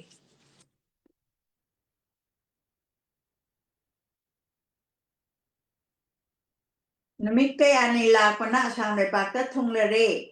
थोंग सांगबा उनादुना थोंगा kwa निंथौदा हंगलुरे निंथौना मांगदा पुछले निंथौगी मांगदा चांगदुना खुरमले हंगली महाराज बुंगो ननाय खोय मणिपुर मोइरांगदगिनी मसी मोइरांग निंथौदा कलकपा चिठीनी हायरगा चिठी दुकले निंथौना मंत्री दा पिरऊ मरोल करी हायना इरलिबनो तासी मंत्री ना चिठी सी चाजु मजु हाइदोक्तुना चिठी दु निंथौ प्रजा मयाम ताना ना बल्लाव ना पारले मतम खुदिंग मक्ता मंगोल ओइरिबा हे आसामगी निंथौ महाराज आइना चिठी बिजखिबनी मरमदी महाराज ना सना कोनुंगदा लूना योक्तुना थमलिबा भैगचंद्र दो असेंगबा निंथौगी ई नते महातो मी हातपा तकाती ताकू तकाती नि अहानबदा आइगी लेबाकता सही कया लेरमी आइना माबु नुंसीदुना योक्तुना थमलंबनी महांगना लोना मिचंग खोमलगा आइबु निंथौ खुबम मुलनबा थौरांग तौरमले माना तांजबा तौजबा पाप मसाना फंगजबनी मतोंता लेबा ngamdraduna लेबाक थादोक्तुना चेंखिबनी महाराज मागी मोंग मतौ अदुदा लूना थमलिबदो मतम खरगी मतुंगदा नाकी खुबम सोइदना लौखिगनी मरम अदुना महाक्तो थुना मांगहन्नबा होनो फटबा मीदी यंगनबनी निधि शास्त्र नहा राजनीति दा हाइबा मोड अमा हाइजगे मुन्ना साबियु यंगनबा मीदी आइगी युमदा लाक्तुना सुलुना तौदुना सु पिजा पिथक पतौखते यंगनबा मी चा पिजरुरबदी आइगी करी मांगे हाइबदा मंगाल मगुन मिंगचत असिना सिंगबा मांगे मिंगोंदगी अरेंबा चारगा पुंसी लेंगनि खलिबा मिसक्तो खुबाग अनि ओंथोक्तुना मत्स्य मुद्रा गुंबनी अदुमना हाइनबा लई मियोय मपु असे चाबा हाइबसे अमांगबा अमनी येंगनबा मीदी तोंगाना थंगदबनी अतोपा अमा ओइना येंगनबा मी अदुबु लूना पूजा तौबा येंगनबा मी दु दान तौबा महै करीसु लैते आइगी तेज मंगाल मांगी मसिगी वाफमसे बाल्मीकि महामुनिना हाइखि मरम अदुना भगचंद्र हाइबा नुपादो फत्तबा मीनी लूना पिजा पिथक्तुना थमलुगनु यामना थुना महाकु हातोखो नरेबाकी येंगनबा थमदना नुआइना पालु सुमाइना मुहाइजल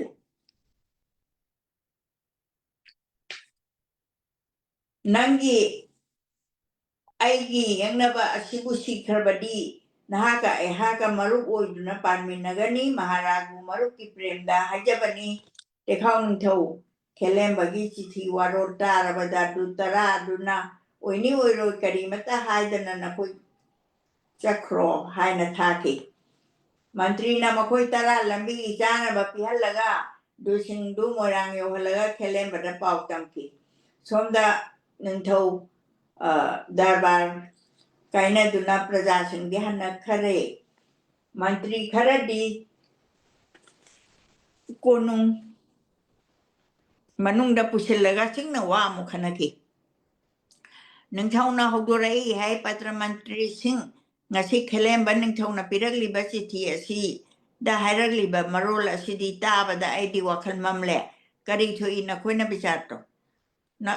ꯃꯍꯥꯛꯅ ꯃꯔꯨꯞꯅꯤ ꯍꯥꯏꯗꯨꯅ ꯑꯩꯒꯤ ꯏꯐꯝꯗ ꯆꯪꯖꯔꯛꯂꯦ ꯑꯩꯍꯥꯛꯅꯁꯨ ꯅꯍꯥꯛꯄꯨ ꯃꯔꯨꯞ ꯑꯃꯒꯤ ꯕꯦꯚꯥꯔ ꯀꯥꯏꯗꯅ ꯅꯍꯥꯛꯄꯨ ꯊꯝꯂꯦ ꯈꯦꯂꯩ ꯅꯨꯡꯅꯥꯡ ꯅꯤꯡꯊꯧꯒꯤ ꯋꯥ ꯑꯁꯤ ꯀꯔꯝꯅ ꯂꯧꯒꯅꯤ ꯍꯧꯖꯤꯛꯀꯤ ꯃꯔꯥꯜꯁꯨ ꯃꯍꯥꯛꯀꯤ ꯃꯔꯥꯜꯁꯨ ꯂꯩꯇꯦ ꯃꯁꯤꯃꯛꯇꯅꯤ ꯌꯦꯛꯅꯔꯛꯀꯅꯤ ꯍꯥꯏꯗꯨꯅ ꯃꯍꯥꯛꯄꯨ ꯀꯔꯝꯅ ꯍꯥꯠꯀꯅꯤ ꯍꯥꯠꯄ ꯇꯥꯔꯕꯗꯤ ꯃꯔꯨꯞ ꯍꯥꯠꯄꯒꯤ ꯄꯥꯞ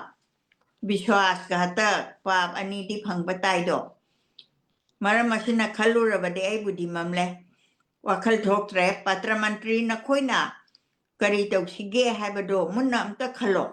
ꯅꯤꯡꯊꯧꯒꯤ ꯌꯥꯊꯪ ꯇꯥꯕꯗ ꯃꯟꯇ꯭ꯔꯤꯁꯤꯡꯅ ꯃꯨꯟꯅ ꯈꯟꯅꯔꯒ ꯍꯪꯒꯠꯂꯛꯂꯤ ꯍꯦ ꯃꯍꯥꯔꯥꯖ ꯑꯩꯈꯣꯏꯅ ꯈꯟꯅꯕꯗ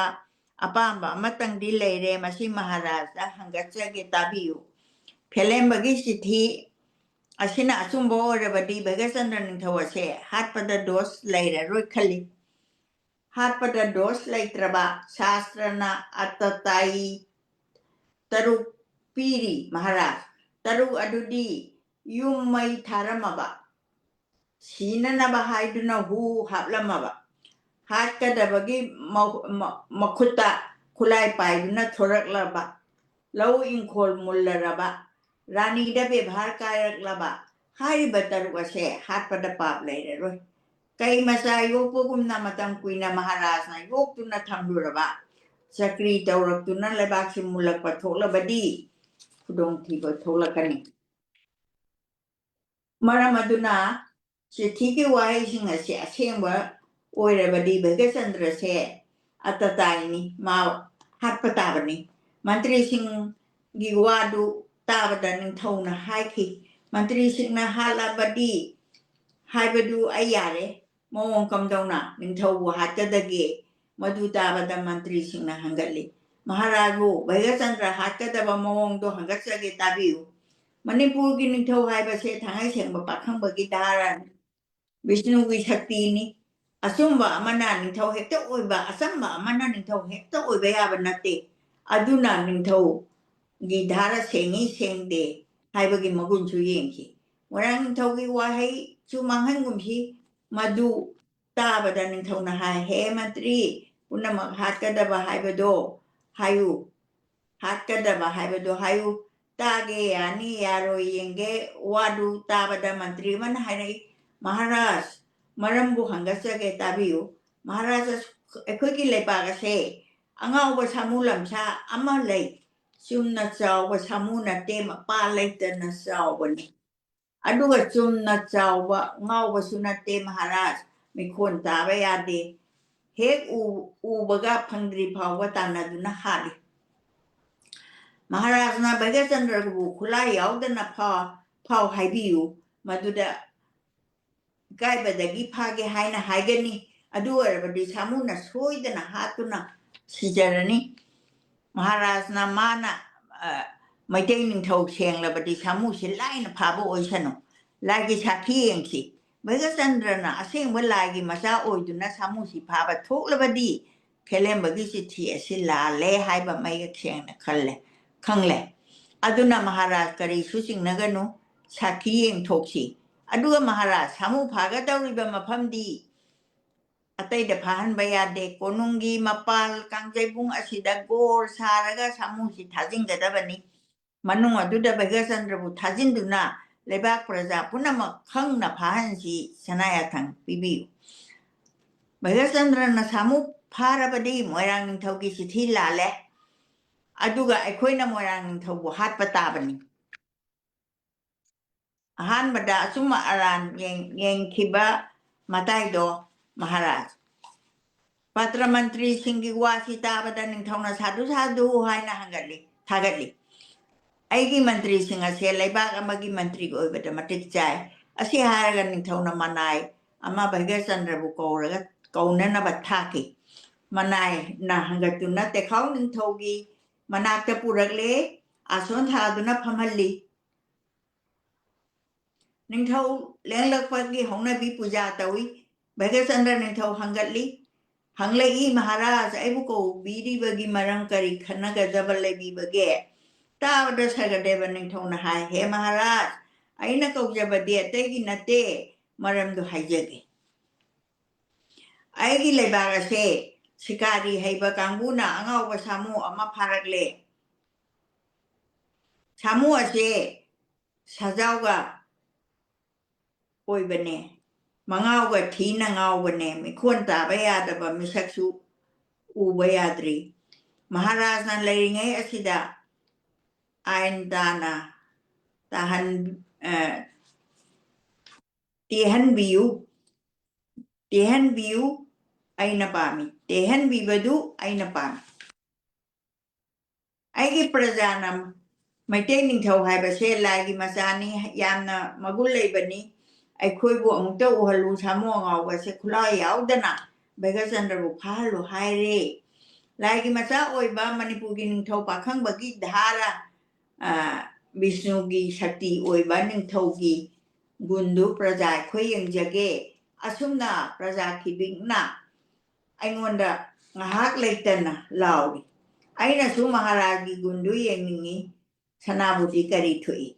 Sagadeva ningthaugi wa sita abada Bhaigachandra ningthau chingnanan bagumna maikei punama mamkhre budi thokidre Krishna Krishna sonduna lulu thakre matamduda Govindagi thaujalgi Bhagavat ki skandha taryek ki slok amabu ningsingle Sukana haigi he parikit sangsar ki jiva punama ase marai bhakta tamkhrabani Phangjau harabadi lambi da tahoba migi mapot adu kanagumba amana pulaktuna pire mangau mangu haiba leirabadi lubak manungda lotuna thamba poto mafam khangdana magi adugumba magi siba matam yaurabadi lotuna hingde matam na yaudrabadi siba yaba khonghomdagi sunan thui Bhaigachandra na khali aibu siyu haiba matamdu thunglaraboi adu natrabadi ningthauna ngau wasamu khula yaudana phau hairoidawani aduga siba kidabadagi samu phaba ngamloi hairasira adunasu ai ase amar oigadabasu natte sahi jamagi manungda ai se soidana sigani samu asigi makhutta siu tamlamlabadi phana chenchindruna su yaroi soidana sigani lotuna su yaroi soidana sigani sinabagi maramdi Bhagavan nani phare adu mangaire sirbasu magi charon kolaga sikhrage sikhalaga Sri Govindagi charon buche na kolaga tekhau ningthau yenglaga hairai he Sagadeva ningthau haige ningbada Vishnu songadaba wabu ningthauna laina haikredo phare Maharaj ngasimakti haiganu hayengi numita phage phabatadi rangastal ama semlo Mahaki praja punamak yengninge haibado miyamgi mangda gor manungda samudu phage masi hairam laga Bhaigachandra ningthauna magi sangai tamna lenglakhi lambi ukhide wakhalna khong thangba thokide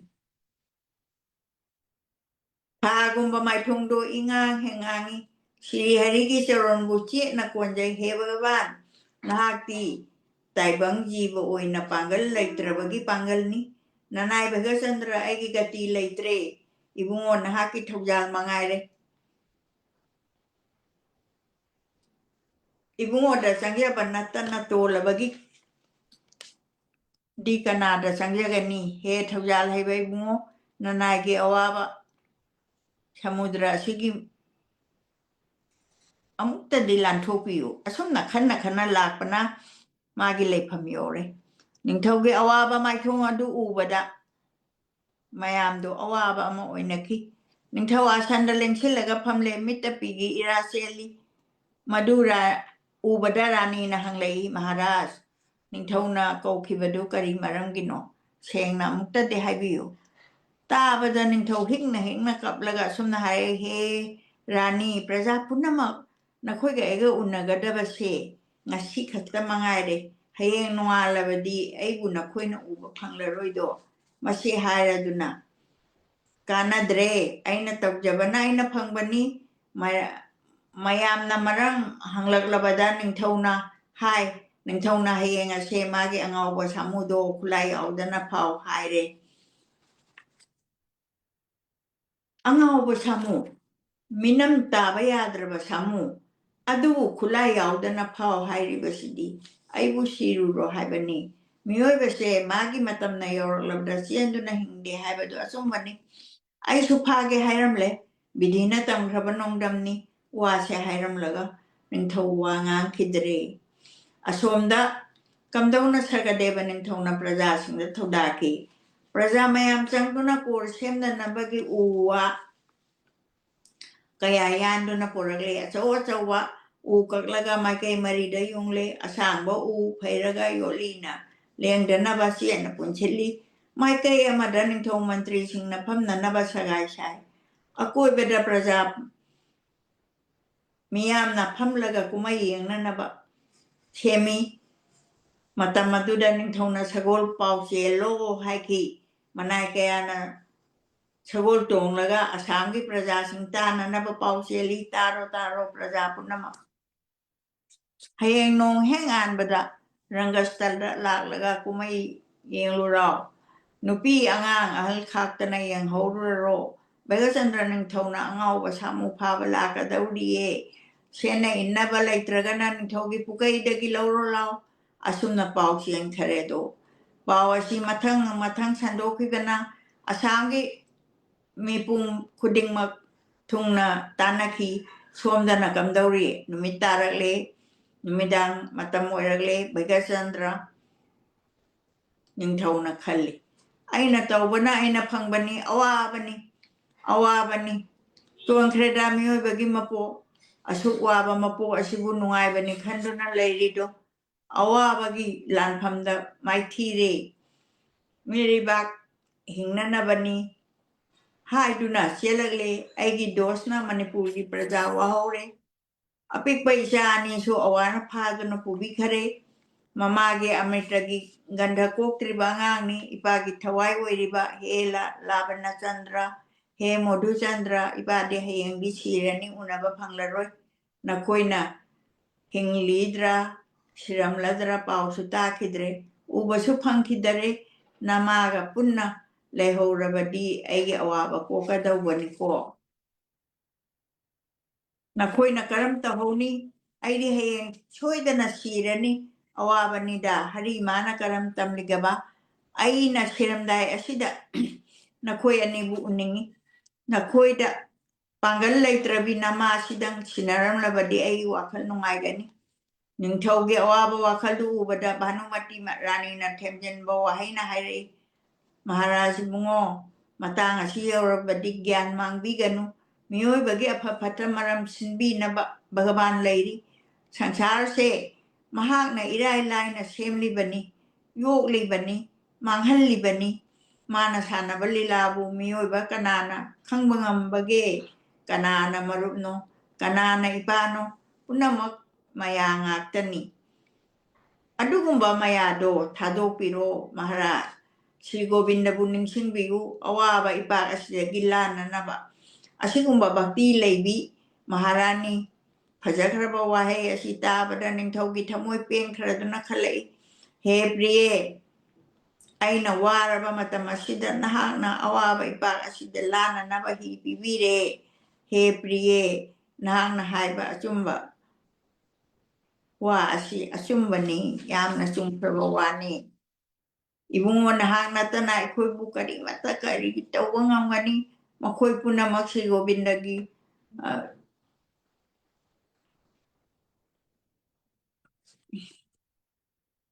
ꯄꯨꯝꯅꯃꯛꯄꯨ ꯈꯣꯏꯔꯝꯖꯔꯤ ꯄꯨꯝꯅꯃꯛꯄꯨ ꯈꯣꯏꯔꯝꯖꯔꯤ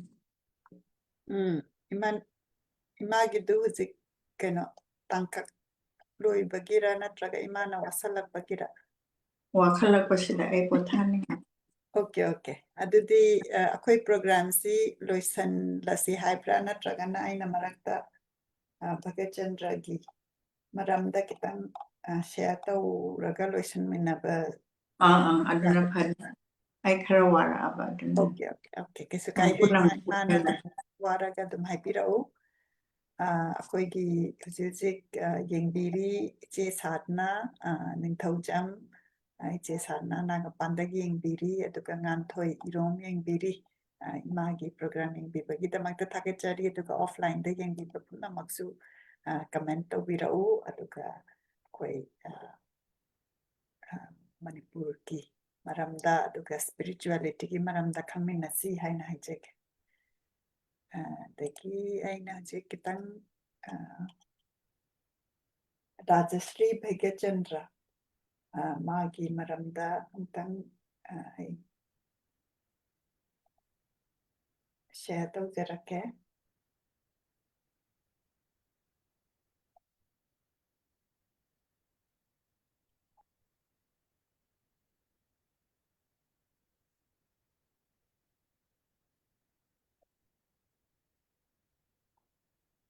akoina imana huzik pabiriba larikse Rajashri Bhagyachandra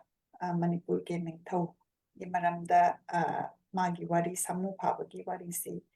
tawbiri ado magi maramda henna kitang khangnanaba magi maramda kitang share tawjarake Rajashri Bhagyachandra Chingthang Khomba hainasu magi mingsi maina kaubi the masse 40 years mu Manipur kanglei pak ki ningthau oina 18th century da pandidamba ningthau ni aduga yamna masse brave warrior oiba aduga lai Vaishnava gi lai yamna ningba adugumba adagi art and culture gi sagat piramba ningthau ni haina ibirami magi pokpa matamse 1748 haina hai aduga source kharamna 1740 haina su maina hai haina ibi adubu magi matamse 1740 adugi matamda pokibane aduga maitegi thada oiragana poinu gi tara hundoi ni pan banumitta hai Thursday da pokpani pung tara ayuki pung tara adumaina aduga mana pokpa mapamse Janmasthan Moirang Khom Imphal adaida poi hai aduga magi ningthau oiramba matam sina ningthauja dynasty haina kaubi magi grandfather se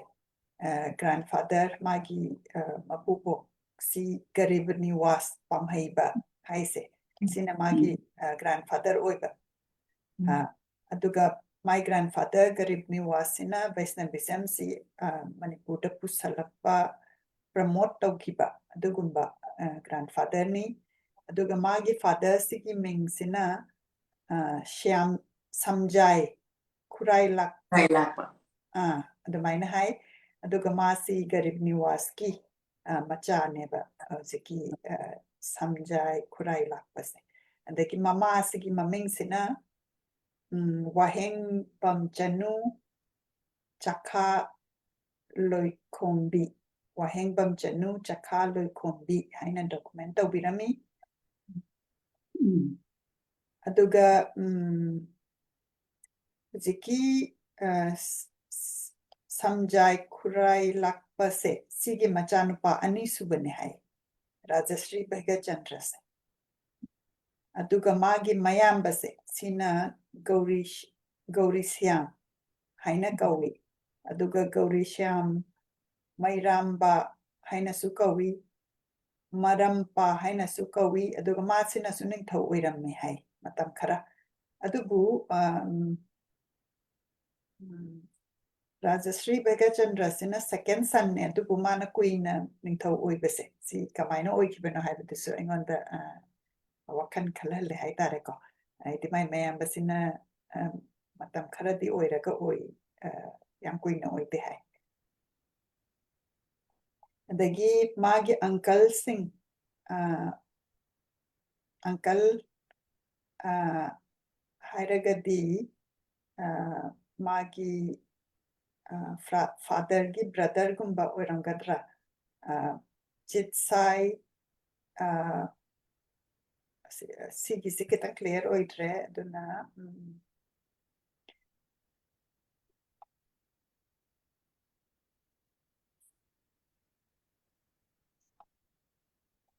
adagi magi queen si Akham Chanu Maharani hai masi chumra ทำไมนะหากี่บัน okay okay like na ira dia akwai na chumi hai na lo pataban akwai na khango da banni na there's a queen source okay aduga magi brother se Gauri Shyam hai sika magasi chahi manga pan bagi atmaina yanaba amasu reina khi hai adubu mana pan ba matam se 1759 dagi pan ba hogi baneba aduga 1759 dagi palaba matungda huziki magi brother se Gauri Shyam ai se leigidreba 1763 da adumana leigidaba matungda ki di Bhagachandra na dum pale haiba tahini phumu paleba the mazi Manipur ki 54 suba kano ningthau oi aduga masi Vaishnavism Hinduism religion gi kano oi ba chatpa ningthau ni aduga Radha Krishna gi devotee oi ba Sri Govinda ji se aduga mana religion da influence tau gi basina Chaitanya Mahaprabhu adagi moi ki makada mana magi bhakti se khiba adagi magi matamda Sankirtan traditions e Manipurda masi mana yamna chokhatna batawirame hai adagi Ras Leela dance sisu magi matamda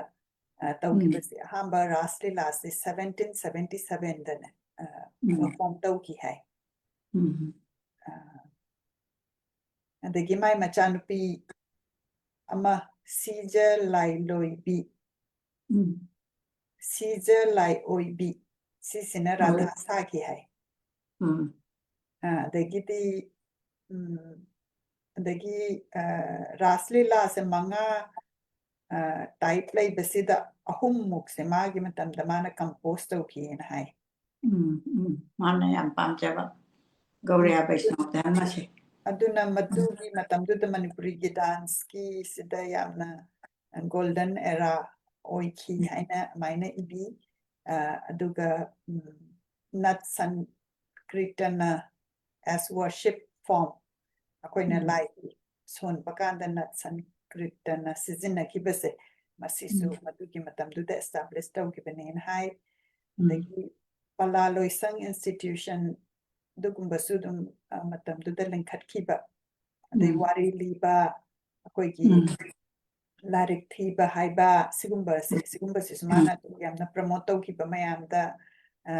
laigi tingi warigi libagi akoina huje phawadum chatharaise aduma adumaina mana promote tawkiyena hai dagi literary work ta mana ikibadal light talk Laikha jo Laikha rot Laikha rot gi ena me I hai masigi la laga tiga lagam tan kari iramge hai badu tanengi dagi mana ngasagi ziki imana papata masi yaura kadoin rai di khandra masi magi mangda Sri Govinda se lakhi badu mana exile da leading ida aduga hojiki akoigi Thaibong Pambi Kaina Hildagi Thaibong Pambi Sidagi akoigi laigi murti leise adutagi tawgibado aduma angdugi matungina tawkibani haina iri aduga Ras Leela dagi jagoi gi saigaga tawkibase sisumagi dagi maina tawkibani hai dagi lai na kano masa dum adugumba gumba da mana maina magi kano se vision do da dum mangonda kari taw kaina dum maina haibira pa haitare ꯑꯗꯒꯤ ꯍꯧꯖꯤꯛꯀꯤ ꯁꯥꯃꯨ ꯑꯉꯥꯎꯕ ꯐꯥꯔꯀꯥꯟꯗ ꯀꯩꯅꯣ ꯀꯩꯝꯇ ꯌꯥꯎꯗꯅ ꯐꯥꯔꯒ ꯑꯁꯥꯝꯗ ꯇꯧꯋꯦꯅ ꯍꯧꯖꯤꯛ ꯏꯃꯥꯅ ꯍꯧꯖꯤꯛ ꯑꯗꯨ ꯍꯧꯗꯣꯛꯄꯤꯔꯦꯀꯣ ꯁꯤꯒꯤꯁꯨ ꯏꯕꯤꯔꯤ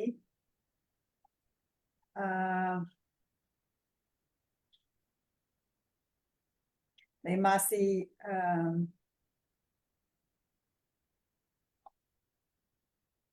ꯃꯥꯁꯦ ꯀꯩꯅꯣꯒꯤ ꯕꯔꯃꯥꯒꯤ ꯍꯧꯖꯤꯛꯀꯤ ꯑꯋꯥꯒꯤ ꯂꯥꯟꯒꯤ ꯃꯇꯝꯁꯦ ꯁꯤꯗꯩꯁꯦ ꯃꯥꯅ ꯑꯦꯛꯖꯥꯏꯜ ꯄꯤꯔꯤꯌꯠ ꯍꯥꯏꯗꯤ ꯃꯥꯅ ꯃꯇꯝꯗꯨꯗ ꯃꯅꯤꯄꯨꯔꯗꯒꯤ ꯂꯩꯕ ꯐꯪꯈꯤꯗꯕꯗꯣ ꯑꯗꯨ ꯑꯁꯥꯝꯗ ꯂꯣꯠꯈꯤꯕꯒꯤ ꯃꯇꯝꯗꯨ ꯑꯗꯨꯁꯨ ꯑꯗꯨꯒ ꯑꯍꯣꯝꯒꯤ ꯅꯤꯡꯊꯧ ꯔꯥꯖꯦꯁ꯭ꯋꯔ ꯁꯤꯡꯍ ꯁꯤꯁꯤꯅ ꯃꯥꯁꯦ ꯄ꯭ꯔꯣꯇꯦꯛ ꯇꯧꯕꯤꯈꯤꯕ ꯃꯇꯝꯗꯨꯗ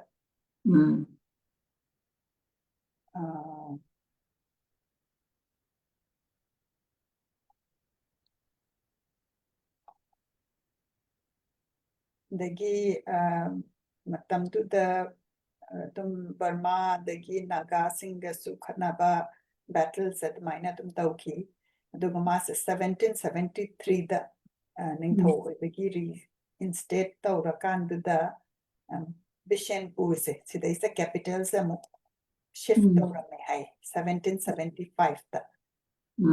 ꯑꯗꯨꯏꯗꯤ ꯕꯤꯁꯦꯟꯄꯨꯔꯗ ꯑꯩꯈꯣꯏꯅ ꯕꯤꯁꯅꯨꯒꯤ ꯇꯦꯝꯄꯜ ꯑꯃ ꯎꯔꯛꯄꯗꯣ ꯑꯣꯏꯔꯝꯒꯅꯤ ꯃꯥꯏ ꯃꯇꯝꯗ ꯑꯗꯒꯤ ꯍꯧꯖꯤꯛꯀꯤ ꯃꯨꯔꯇꯤ ꯀꯥꯔꯚꯤꯡꯁꯦ ꯉꯁꯥꯏ ꯍꯥꯏꯈ꯭ꯔꯦꯀꯣ ꯀꯥꯏꯅꯒꯤ ꯆꯤꯡꯗꯒꯤ ꯄꯣꯔꯛꯄ ꯊꯩꯕꯣꯡ ꯄꯥꯝꯕꯤ ꯖꯦꯛ ꯐ꯭ꯔꯨꯠ ꯇ꯭ꯔꯤꯗꯒꯤ ꯑꯗꯨꯃꯥꯏꯅ ꯄꯣꯔꯛꯈꯤꯕꯅꯦ ꯑꯗꯨꯒ ꯇꯦꯝꯄꯜꯁꯦ ꯁ꯭ꯔꯤ ꯒꯣꯕꯤꯟꯗꯖꯤ ꯇꯦꯝꯄꯜꯁꯤ 1776ꯗ ꯑꯗꯨꯃꯥꯏꯅ ꯁꯥꯈꯤꯕꯅꯦ ꯑꯗꯨꯃꯥꯏꯅ ꯍꯥꯏ ꯑꯗꯨꯒ ꯉꯁꯥꯏꯒꯤ 1775ꯗ ꯕꯤꯁꯦꯟꯄꯨꯔ ꯕꯤꯁꯅꯨꯄꯨꯔꯗ ꯀꯦꯄꯤꯇꯦꯜ ꯑꯣꯏꯔꯝꯕꯁꯦ ꯑꯃꯨꯛ 1796ꯗ ꯀꯪꯂꯥꯗ ꯑꯃꯨꯛ ꯃꯨꯚ ꯇꯧꯔꯦꯕ ꯀꯦꯄꯤꯇꯦꯜꯁꯦ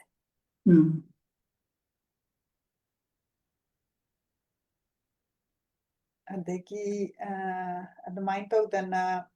ꯑꯗꯒꯤ ꯃꯥꯏ ꯃꯆꯥꯅꯨꯄꯥ ꯑꯍꯟꯁꯤꯒꯤ ꯃꯃꯤꯡꯁꯤ ꯔꯕꯤꯟꯆꯟꯗ꯭ꯔ ꯀꯧꯋꯦ ꯍꯥꯏ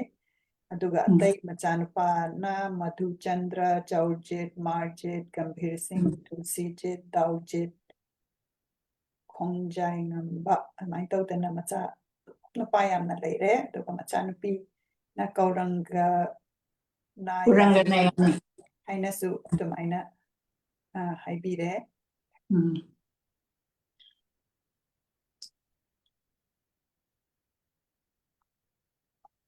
ꯑꯗꯨꯒ ꯃꯥꯅ ꯂꯩꯈꯤꯗꯕꯁꯤꯅ 1798ꯒꯤ ꯗꯤꯁꯦꯝꯕꯔ 25ꯗ ꯂꯩꯈꯤꯗꯦꯅ ꯍꯥꯏ ꯑꯗꯣ ꯃꯥꯅ ꯂꯩꯈꯤꯗꯕꯁꯤ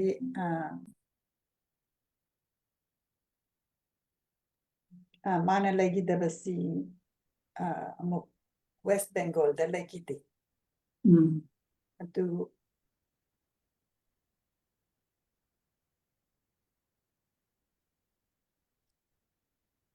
ꯁꯨꯃꯥꯏꯅ ꯇꯧꯗꯅ ꯑꯩꯈꯣꯏꯅ ꯋꯥꯔꯤꯁꯤ ꯑꯗꯨꯝ ꯈꯔ ꯈꯪꯃꯤꯟꯅꯁꯤ ꯉꯁꯤꯒꯤꯗꯤ ꯃꯥꯒꯤ ꯁꯦꯌꯔꯤꯡꯁꯤ ꯂꯣꯏꯁꯤꯟꯖꯔꯒꯦ ꯑꯗꯨꯒ ꯄꯤꯛꯆꯔ ꯁꯦꯌꯔ ꯇꯧꯖꯔꯤꯁꯤꯅ ꯑꯃꯨꯛ ꯔꯥꯖꯁꯤ ꯚꯒꯆꯟꯗ꯭ꯔ ꯍꯥꯏꯁꯦ ꯏꯟꯗꯤꯌꯥꯅ ꯑꯃꯨꯛ ꯃꯥꯁꯦ ꯁ꯭ꯇꯦꯝꯞꯇ 2000 ꯆꯍꯤꯁꯤꯗ ꯃꯥꯒꯤ ꯑꯣꯅꯔꯗ ꯁ꯭ꯇꯦꯝꯞꯁꯦ ꯄꯤꯕꯤꯈꯤꯑꯕ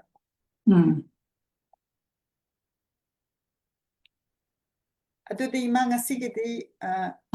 ꯍꯟꯅꯕ ꯇꯧꯔꯁꯤꯔꯥ ꯍꯌꯦꯡꯃꯨꯛꯇ ꯂꯣꯏꯁꯤꯜꯂꯒ ꯑꯃꯃꯨꯛ ꯑꯩꯈꯣꯏꯒꯤ ꯀꯩꯅꯣꯁꯤꯗ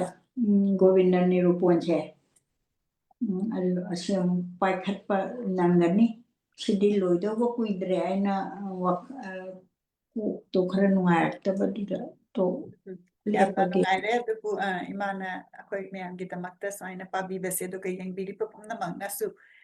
ꯃꯅꯤꯄꯨꯔꯗ ꯑꯩꯈꯣꯏꯒꯤ ꯁ꯭ꯄꯤꯔꯤꯆꯨꯋꯦꯜꯂꯤ ꯐꯣꯡꯕ ꯁ꯭ꯄꯤꯔꯤꯆꯨꯋꯦꯂꯤꯇꯤꯒꯤ ꯃꯔꯝꯗ ꯑꯗꯨꯒ ꯑꯗꯣꯝꯂꯣꯝꯗ ꯐꯣꯡꯕ ꯂꯥꯏꯔꯤꯛ ꯂꯩꯕꯤꯔꯒꯗꯤ ꯑꯗꯨꯝ ꯑꯩꯈꯣꯏꯗ ꯔꯦꯀꯃꯦꯟ ꯇꯧꯕꯤꯔꯛꯎ ꯑꯩꯈꯣꯏꯅ ꯃꯁꯤꯒꯤ ꯃꯔꯝꯗ ꯁꯨꯝ ꯈꯪꯖꯅꯤꯡꯗꯅ ꯑꯩꯈꯣꯏ ꯊꯤꯒꯠꯆꯕꯅꯤ ꯃꯁꯤ ꯍꯥꯏꯔꯒ ꯉꯁꯤꯒꯤ ꯄ꯭ꯔꯣꯒ꯭ꯔꯥꯝꯗꯤ ꯂꯣꯏꯁꯤꯟꯖꯔꯒꯦ ꯄꯨꯝꯅꯃꯛꯄꯨ ꯈꯨꯔꯨꯝꯖꯔꯤ ꯏꯃꯥꯕꯨꯁꯨ ꯈꯨꯔꯨꯝꯖꯔꯤ ꯏꯃꯥꯅ ꯑꯃꯨꯛ ꯂꯥꯁ ꯋꯥꯔꯗ ꯍꯥꯏꯕꯤꯌꯨ ꯑꯩꯍꯥꯛꯅ ꯑꯩꯁꯨ ꯒꯣꯕꯤꯟꯗꯒꯤ ꯀ꯭ꯔꯤꯄꯥ ꯐꯪꯗꯅ ꯑꯩꯁꯦ ꯑꯃꯨꯛ ꯍꯟꯅ ꯄꯥꯖꯔꯕꯅꯦꯅ ꯑꯩꯁꯨ ꯑꯗꯨꯃꯥꯏꯅ ꯈꯟꯖꯔꯤꯅꯤ ꯏꯕꯨꯡꯉꯣ ꯅꯪ ꯀ꯭ꯔꯤꯄꯥ ꯑꯝꯇꯗꯤ ꯇꯧꯕꯤꯌꯨ ꯍꯥꯏꯅ ꯑꯗꯣ ꯉꯁꯤ ꯍꯥꯏꯕ ꯔꯤꯄꯕ꯭ꯂꯤꯛ ꯗꯦ ꯅꯨꯃꯤꯠꯁꯤꯗ ꯏꯕꯨꯡꯉꯣꯅ ꯀ꯭ꯔꯤꯄꯥ ꯇꯧꯕꯤꯔꯦꯅ ꯈꯟꯖꯔꯒ ꯑꯩ ꯃꯇꯦꯛ ꯈꯔꯗꯤ ꯃꯤꯅꯤꯠ ꯀꯌꯥꯃꯨꯛ ꯑꯣꯏꯅꯤ ꯄꯨꯡꯈꯥꯏꯃꯨꯛ ꯐꯥꯗ꯭ꯔꯕ ꯑꯩꯗꯣ ꯑꯗꯨ ꯀꯩꯗꯤ ꯄꯥꯖꯔꯦ ꯃꯊꯪꯗ ꯑꯃꯨꯛꯀ ꯀꯥ ꯍꯦꯟꯅ ꯑꯃꯨꯛ ꯄꯥꯕ ꯉꯝꯍꯟꯕꯤꯌꯨ ꯍꯥꯏꯅ ꯄꯨꯝꯅꯃꯛꯀꯤ ꯃꯐꯝꯗ ꯅꯤꯖꯒꯦ ꯇꯥꯕꯤꯔꯤꯕ ꯌꯦꯡꯕꯤꯔꯤꯕ ꯈꯨꯗꯤꯡꯃꯛ ꯏꯁꯣꯔꯒꯤ ꯃꯐꯝꯗꯁꯨ ꯈꯨꯔꯨꯝꯖꯒꯦ ꯑꯗꯣ ꯑꯩꯅ ꯄꯥꯖꯕꯁꯤꯗ ꯑꯩ ꯏꯁꯥꯁꯤꯗ ꯃꯤꯒꯤꯗꯤ ꯑꯩ ꯆꯪꯉꯨꯗꯕꯅꯤꯅ ꯈꯪꯗꯦ ꯑꯩ ꯏꯁꯥꯁꯤꯗꯗꯤ ꯑꯩꯁꯦ ꯌꯥꯝ ꯅꯨꯡꯉꯥꯏꯕ ꯑꯃ ꯄꯣꯛꯄ ꯑꯃ ꯑꯣꯏꯌꯦꯕ ꯑꯗꯨꯅ ꯑꯩ ꯌꯥꯝ ꯅꯨꯡꯉꯥꯏꯖꯩ ꯃꯌꯥꯝꯒꯤ ꯃꯔꯛꯇꯒ ꯐꯝꯃꯒ ꯑꯩꯅ ꯄꯥꯖꯕꯁꯦ ꯈꯪꯕꯁꯦ ꯑꯁꯨꯃꯨꯛ ꯅꯨꯡꯉꯥꯏꯕ ꯑꯅꯤ ꯁꯨꯗꯦ ꯑꯗꯨ ꯃꯊꯪꯗ ꯑꯃꯨꯛ ꯎꯅꯔꯁꯤ Imana larikto amtang mayamda amtangga akoy mayamda amtangga utpiramu ꯍꯧꯖꯤꯛꯀꯤ ꯑꯩꯅ ꯍꯧꯖꯤꯛ ꯄꯥꯖꯔꯤꯕ ꯇꯦꯛꯈꯥꯎꯗ ꯁꯥꯃꯨ ꯐꯥꯕ ꯃꯦꯖꯔ ꯆꯟꯗ꯭ꯔꯒꯁꯦ ꯁꯤꯅꯤ ꯑꯩꯅ ꯄꯥꯖꯔꯤꯁꯦ ꯑꯗꯨ ꯂꯣꯏꯗꯣꯔꯕꯅꯦ ꯑꯩꯅ ꯃꯇꯦꯛ ꯈꯤꯇꯪ ꯋꯥꯠꯄ ꯑꯗꯨꯅꯤ ꯃꯥꯒꯤꯁꯨ ꯌꯥꯝ ꯋꯥꯀꯣꯏ ꯋꯥꯔꯥꯡ ꯁꯨꯅ ꯏꯔꯝꯗꯦ ꯑꯏꯕꯅꯁꯨ ꯑꯩꯈꯣꯏꯒꯤ ꯐꯪꯅꯤꯡꯉꯥꯏꯒꯤ ꯈꯔꯗꯪ ꯏꯕꯤꯔꯝꯃꯤ ꯍꯥꯏꯅ ꯍꯥꯏꯖꯒꯦ ꯄꯨꯝꯅꯃꯛꯄꯨ ꯈꯨꯔꯨꯝꯖꯔꯤ ꯑꯗꯣ ꯏꯃꯥꯅ ꯃꯥꯔꯛ ꯇꯧꯕꯤꯔꯣ ꯀꯗꯥꯏꯐꯥꯎ ꯄꯥꯈꯤꯕꯅꯣ ꯍꯥꯏꯕꯗꯨ ꯑꯗꯨꯒ ꯍꯌꯦꯡ ꯑꯩꯈꯣꯏ ꯑꯃꯨꯛ ꯄꯥꯃꯤꯟꯅꯁꯤ ꯑꯗꯨꯒ ꯃꯁꯤꯒꯤ ꯂꯥꯏꯔꯤꯛꯁꯤ ꯒꯣꯕꯤꯟꯗꯗ ꯑꯗꯨꯝ ꯆꯠꯂꯒ ꯑꯗꯨꯝ ꯐꯪꯕꯤꯒꯅꯤ ꯄꯨꯝꯅꯃꯛꯅ ꯃꯁꯤꯒꯤ ꯂꯥꯏꯔꯤꯛꯁꯤ ꯏꯁꯥꯗ ꯊꯝꯕꯤꯔꯒ ꯄꯥꯕꯤꯅꯤꯡꯕ ꯑꯣꯏꯔꯒꯗꯤ ꯁꯣꯏꯗꯅ ꯒꯣꯕꯤꯟꯗ ꯇꯦꯝꯄꯜꯗꯒꯤ ꯂꯧꯕꯤꯌꯨ ꯍꯥꯏꯅ ꯍꯥꯏꯔꯒ ꯉꯁꯤꯒꯤꯗꯤ ꯄ꯭ꯔꯣꯒ꯭ꯔꯥꯝ ꯑꯁꯤ ꯂꯣꯏꯁꯤꯟꯖꯔꯒꯦ ꯄꯨꯝꯅꯃꯛꯄꯨ ꯈꯨꯔꯨꯝꯖꯔꯤ ꯏꯃꯥꯕꯨꯁꯨ ꯈꯨꯔꯨꯝꯖꯔꯤ ꯈꯨꯔꯨꯝꯖꯔꯤ